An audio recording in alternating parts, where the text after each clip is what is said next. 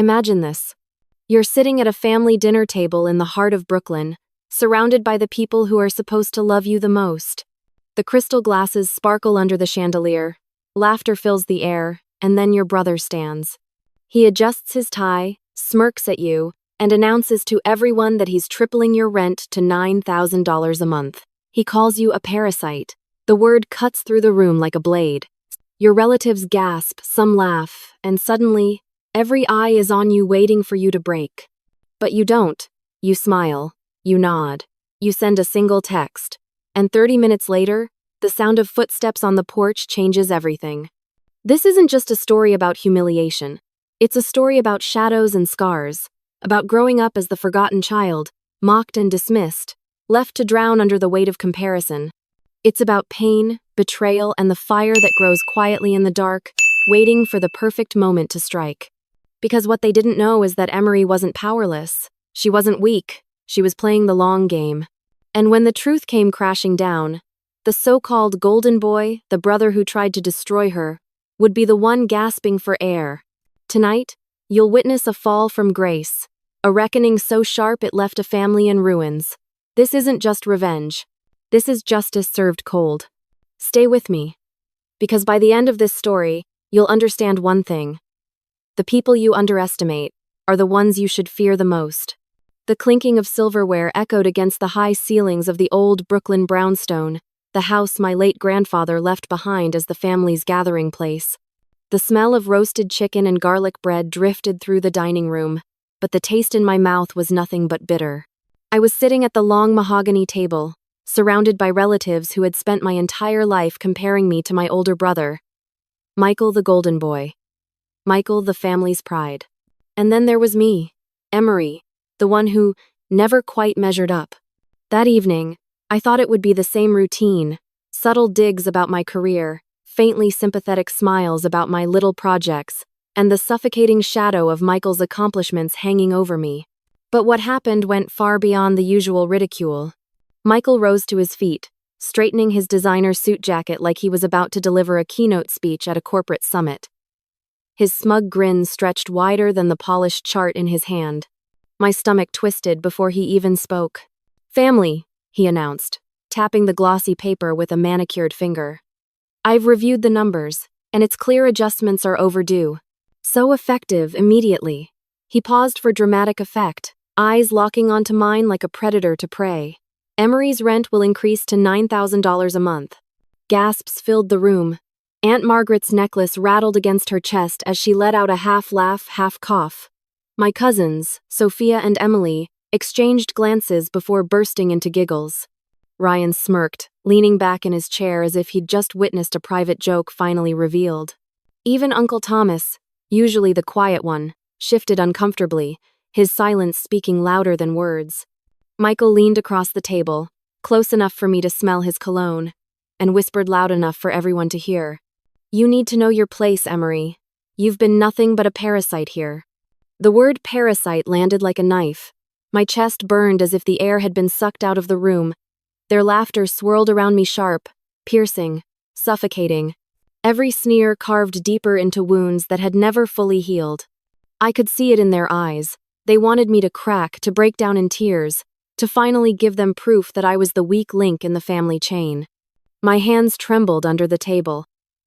A part of me wanted to scream, to fling my glass of wine into Michael's smug face. But instead, I forced myself to remain still. I pulled my lips into a small, deliberate smile. I nodded once, as though his words had bounced right off me. Inside, though, I was shaking not with fear, but with a storm that had been brewing for years. The laughter dragged on. Sophia leaned into Emily, whispering something that made her burst out louder. Aunt Margaret dabbed her mouth with a napkin, her eyes glinting with cruel amusement. My uncle avoided my gaze, and Ryan raised his glass, muttering, "About time someone said it." They all thought this was at my breaking point, but they didn't know me. Not really. I slipped my hand into my pocket and felt the smooth edge of my phone. My thumb moved quickly, typing a short message, my lifeline. With one subtle tap, I sent it. I slid the phone back into my pocket, my face still calm, almost bored. The storm inside me steadied, because I knew something they didn't. And when the truth walked through that door, their laughter would die in their throats. This was just the beginning. As I sat at that table in the Brooklyn brownstone, my brother's cruel words echoing in my head, I couldn't stop my mind from slipping backward. Back to years I had tried so hard to forget. Growing up in this family was like being trapped in a spotlight that never shined on me. From the moment we were children, Michael was the star. Straight A's, captain of the debate team, the boy every teacher bragged about. At family reunions, relatives fawned over him like he was royalty. His every achievement was treated like a national holiday. And me? I was the shadow. I remember being 12, standing in this very house during a Thanksgiving dinner. My Aunt Margaret had just finished bragging about Michael's scholarship offers, her voice dripping with pride. Then she turned to me, her smile faltering into a polite mask. "And Emery, you're creative, right? What was it again?" "Oh yes, that little art class." The table had erupted in laughter, not cruel exactly, but sharp enough to cut. My cheeks burned. Even then, I felt the weight of being the lesser sibling, the one whose worth needed to be dressed up in quotation marks. It never stopped. High school, college, even holidays as an adult, every gathering was another stage where Michael dazzled and I was the forgettable extra. My cousins followed the script too, echoing the comparisons. Sophia and Emily, with their flashy designer jobs, would flash me their pitying smiles. Ryan, ever the joker, teased me about playing house with renters when I started property management. And Jacob? He barely bothered to hide his disdain, once calling me the family's charity case. Even my parents, before they passed, couldn't help themselves. "Why can't you be more like your brother, Emery?" was the refrain of my teenage years. It sank in deeper than they realized. The shame was relentless. I'd sit in my room, sketching floor plans or reading books about architecture while Michael's trophies gathered dust in the living room, proof that only his victories mattered. I told myself it didn't hurt, that I was fine carving my own path, but deep down, I ached for just one moment where I wasn't the disappointment, the afterthought, the punchline. And yet, in the quiet corners of this house, one person saw me. Grandpa Edward. He was the only one who never compared me to Michael, who never dismissed my interests as small potatoes. I can still picture him in his study, the faint smell of old leather and pipe smoke, his voice gravelly yet warm. He would lean back in his creaky chair, eyes sparkling, and say, "Property isn't just about bricks, Emery. It's about vision. It's about knowing what others don't." Those words kept me alive when the laughter got too loud. But that night at the dinner table, with my brother's voice booming, "Parasite," and the family snickering like hyenas, those old scars ripped open. I wasn't a 12-year-old girl anymore, but I felt the same burn in my cheeks, the same sting in my chest. It was as if every slight, every sneer, every careless remark from the past had been resurrected to haunt me. Michael thought he was crushing me. He thought this humiliation would be the final straw that proved I would always be beneath him. And for a moment, I almost believed it. Almost. But then, like a spark in the darkness, I remembered Grandpa Edward's voice. "Play the long game, Emery.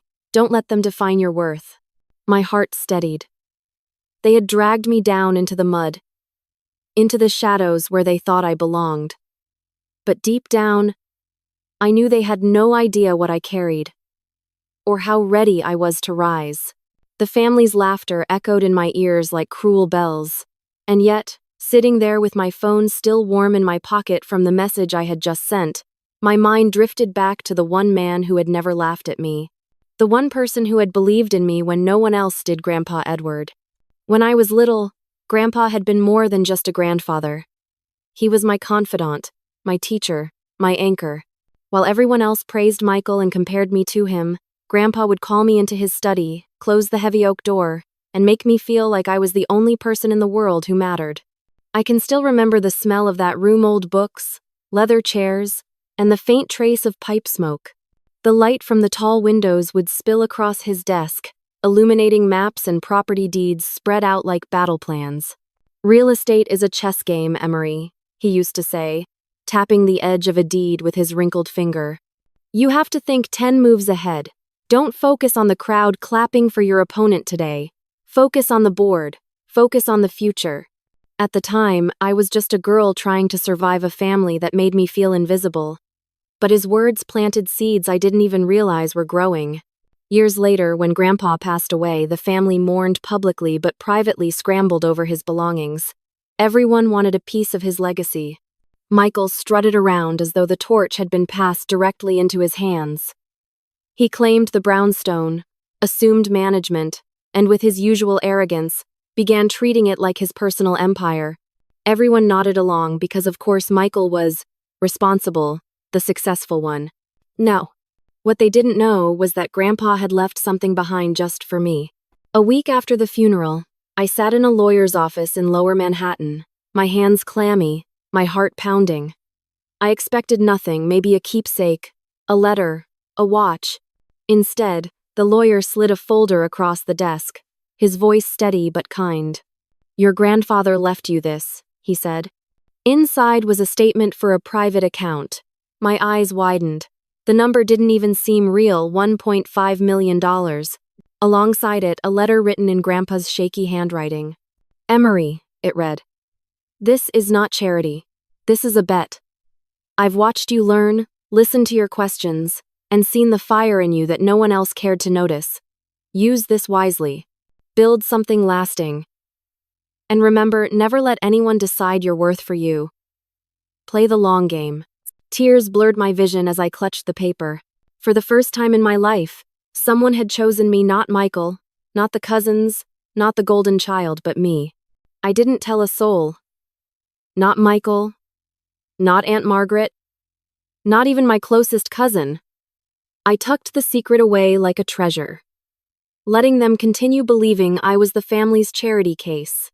In their eyes, I was the one living in discounted rent, scraping by on freelance property management jobs.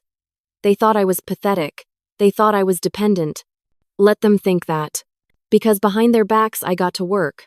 I spent nights studying property law, zoning codes, and New York's Byzantine tenant regulations. I shadowed contractors, learned how to read blueprints, and sat through endless city hearings just to absorb the rhythm of the game. Slowly, piece by piece, I built my knowledge and prepared for my move. And when the moment came, I used Grandpa's gift the way he intended. Through an LLC I created, I bought the very brownstone my brother thought he ruled over. Every brick, every window, every unit, including the penthouse where Michael lived like a king, belonged to me. No one knew. Not Michael, not the family, not even the smug cousins who tossed me pitying smiles. They thought I was struggling to pay rent, while in reality, I held the keys to the entire building. That secret was my shield. It gave me strength when Michael's words cut too deep. It reminded me that though the family saw me as weak, I was playing the long game Grandpa had taught me. Now, as I sat in that same brownstone at the family dinner, their laughter stabbing me from all sides, I felt the weight of the folder I had once held in that lawyer's office. The secret wasn't just money. It was power. It was vision. It was the chance to turn the tables in a way they could never anticipate. Michael thought tonight was his triumph, the night he finally broke me. But what he didn't know was that tonight was the night the truth would finally step out of the shadows. And when it did, it wouldn't just silence his laughter, it would end his reign entirely. The laughter finally died down, but the smug looks around the table remained. Michael adjusted his tie, savoring the silence he believed he commanded. He tapped his glossy chart against the table, the corners bending under his grip, and paced slowly as if he were the CEO of a Fortune 500 company delivering quarterly results. "You see, Emery," he said, his tone sharp but coated in mock kindness. "For too long you've been given breaks. Grandpa's generosity, my management, this family's patience. But nothing lasts forever. It's time you grew up, stopped clinging to scraps, and faced reality." "That's..." Sophia nodded in agreement, her diamond earrings catching the chandelier light. "It's true, Emery," she chimed in, her voice sickly sweet. "You can't expect handouts forever. Michael's just being fair." Ryan leaned back in his chair, arms folded, smirk plastered across his face. "Honestly, $9 grand is still a deal. I've seen worse in Manhattan." She should be grateful. The room buzzed with agreement. Every word was another knife, every glance another twist. Inside, my chest burned like fire. But I didn't flinch. I leaned back, crossing my arms, wearing the smallest of smiles. My silence unnerved them more than if I'd screamed. Michael, of course, mistook my calm for defeat. He strutted around the table, waving his chart like a flag of conquest. 3,000 was charity, he sneered, circling me like a predator. It's laughable you thought that rate was sustainable. I carried you long enough. Now you'll either pay what's due, or you'll leave. His voice dripped with triumph, the kind only a man intoxicated by his own power could possess. Aunt Margaret clasped her hands, nodding sagely as if she were a judge passing sentence. It's tough love, Emery. You'll thank him one day. Emily giggled, elbowing Jacob, who whispered something that made her laugh harder. The sound grated on my nerves, sharp and cruel, but I stayed composed. They thought I was cornered. They thought they'd finally broken me. Beneath the table, my phone buzzed softly. I didn't need to check it, I already knew. Daniel Price, loyal, reliable, meticulous, was close. I had sent him the message minutes ago, and when Daniel said he'd handle something, he did. I kept my face impassive as Michael flipped to another chart, this one showing rising rental prices in Brooklyn. He pointed at bars and numbers as if his PowerPoint theatrics could erase the truth. The market justifies this, Emery, he declared. Everyone else pays their fair share. You've been coddled. Time to face adulthood. I almost laughed. The irony was so thick I could choke on it. I glanced around the table, watching their faces. My cousin's smug smirks, my aunt's righteous approval, my uncle's weak, silent complicity. They weren't just siding with Michael, they were delighting in my humiliation. And yet, beneath my stillness, I felt no despair. Only anticipation. Because while they laughed, I held the one card none of them even knew existed. The seconds stretched, each tick of the old grandfather clock in the corner ringing like a drumbeat in my chest. Michael droned on, soaking in his own performance, while the family basked in his superiority. Then came the sound. A sharp creak on the porch. Footsteps. The conversation stuttered. Forks paused midair. Heads turned toward the front door of the brownstone, the very door my grandfather once used to welcome us in with warmth and wisdom. Now, that door was about to usher in a storm. The knob turned slowly. The hinges groaned. And there he was, Daniel Price. Crisp suit, polished shoes, a black leather folder tucked firmly under his arm. His expression was steady, controlled, but I caught the flicker of resolve in his eyes. Michael froze mid-sentence, his mouth open but no sound coming out. His grip on the chart faltered. For the first time that night, his confidence cracked. The family's chatter stopped dead. You could have heard a pin drop. Daniel's shoes clicked against the hardwood as he crossed the room with unhurried precision. He stopped at the table, set the folder down with a soft thud, and turned to me. Emery asked me to bring these, he said, his voice calm, unwavering. I didn't move. I didn't speak. I simply placed my hand on the folder, feeling the weight of everything inside. The storm had finally arrived. The room was so quiet I could hear the faint hum of the chandelier above us. Every eye followed as I pulled the black folder closer, the leather cool under my fingertips. I didn't rush. I wanted them to feel it, the suspense, the confusion, the growing dread. Michael broke first. What is this? His voice cracked slightly, betraying the fear, simmering beneath his anger. He tried to laugh it off, but the sound came out brittle, hollow. More of your freeloading excuses, Emery? I lifted the top sheet and slid it across the table. The official deed, notarized and stamped. Bearing my name, Emery Anderson, sole owner of the brownstone. I own this building, I said calmly. No theatrics, no shouting. Just steady truth. Every brick, every unit, including your penthouse, Michael. The words hit like a thunderclap. Aunt Margaret gasped, clutching her pearls so tightly I thought the string might snap. Sophia's mouth fell open. Emily's laughter shriveled into silence. Ryan and Jacob leaned forward, eyes darting over the document, their earlier smugness evaporating. Uncle Thomas squinted at the papers, his brows furrowing deeper with every line he read. Michael snatched the deed from the table, his hands shaking as he scanned it. This can't be real, he stammered. I manage this property. I would have known. You didn't, I interrupted, my voice cutting through like glass.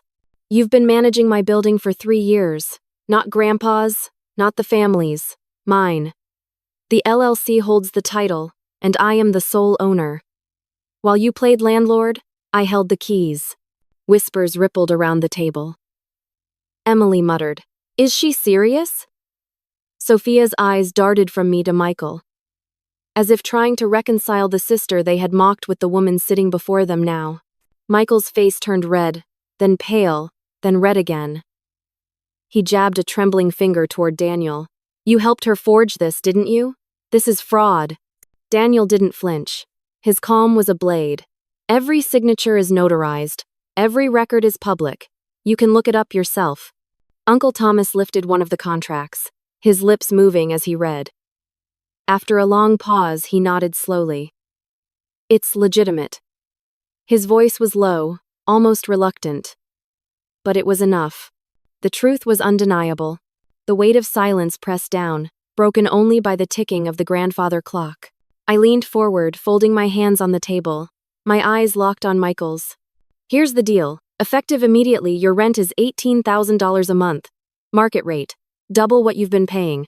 His eyes widened, his mouth opening and closing like a fish gasping for air. You can't do that.